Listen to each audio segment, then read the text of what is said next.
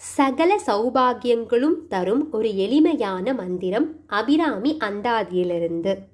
தனம் தரும் கல்வி தரும் ஒரு நாளும் தளர்வறியா மனம் தரும்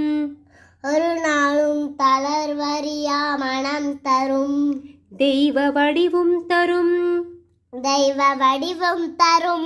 நெஞ்சில் வஞ்சமில்லா இனம் தரும் நல்லன எல்லாம் தரும்